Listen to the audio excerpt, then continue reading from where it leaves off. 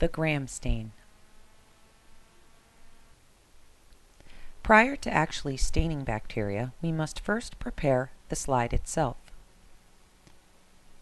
For the Gram stain, it is suggested the first time that you do this that you make 3 small circles on your slide. Label one circle positive, the middle circle mix, and the circle on the far end negative. Carefully flip the slide over so that you can see your markings.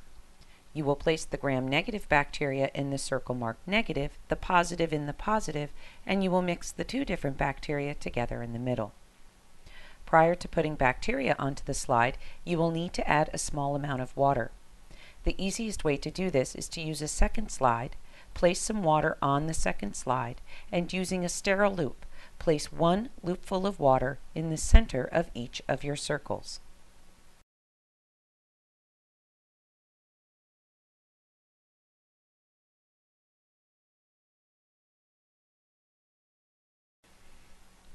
You are now ready to begin adding bacteria.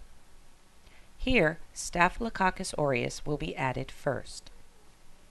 A small amount of bacteria will be obtained aseptically.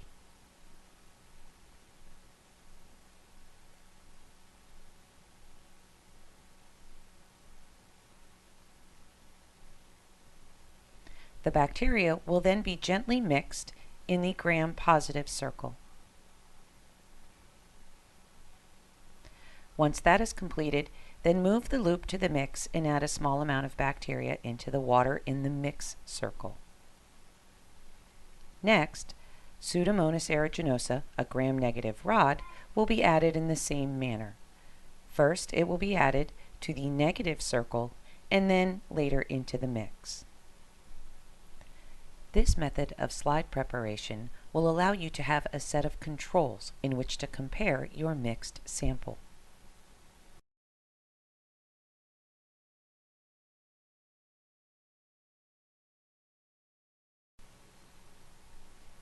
The slide should now be set aside to air dry. Once you have completed air drying, you're ready to heat fix the slide. Heat fixing keeps the bacteria adhered to the slide and ensures that all bacteria are killed. Quickly run the slide through the Bunsen burner. Now you are ready to begin staining the bacteria. The first stain to be used is crystal violet. Generously pour the crystal violet over the slide and allow it to sit on the slide for 1 minute to 1 minute and 30 seconds.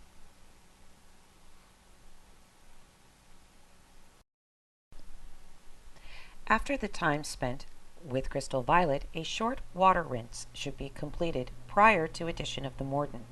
This will keep the crystal violet from forming large crystals on the slide that may obscure your view when trying to see your stained bacteria. The mordant used in Gram staining is iodine. Iodine should be generously applied to the slide and allowed to sit for 1 minute to 1 minute and 30 seconds.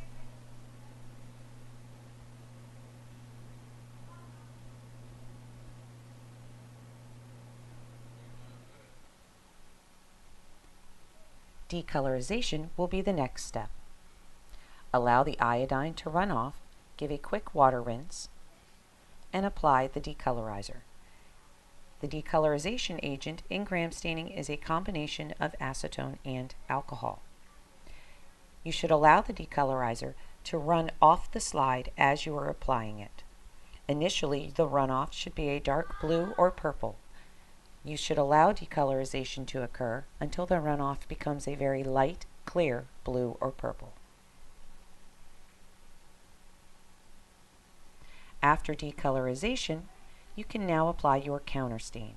The counterstain in Gram staining is safranin. Safranin will stain the Gram-negative bacteria a slight pink. Allow the safranin to sit on the slide for 1 minute to 2 minutes. Once you have finished allowing safranin to soak, you now need to do a thorough water rinse. After rinsing thoroughly with water, you will now be able to dry the slide in preparation for observation under the microscope.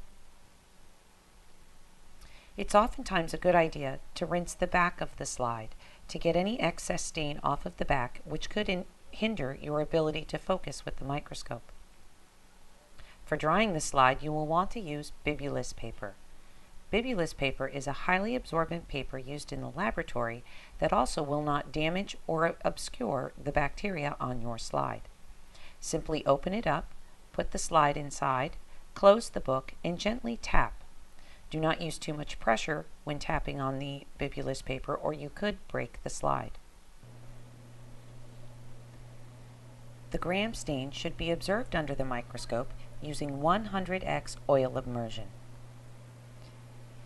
Under the microscope, gram-positive bacteria will appear purple, while gram-negative bacteria will appear a bright pink or dark red.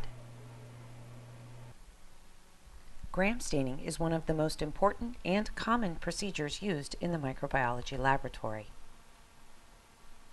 It is used for identification, diagnostics, and determination of treatment for different patients with different types of bacterial infections.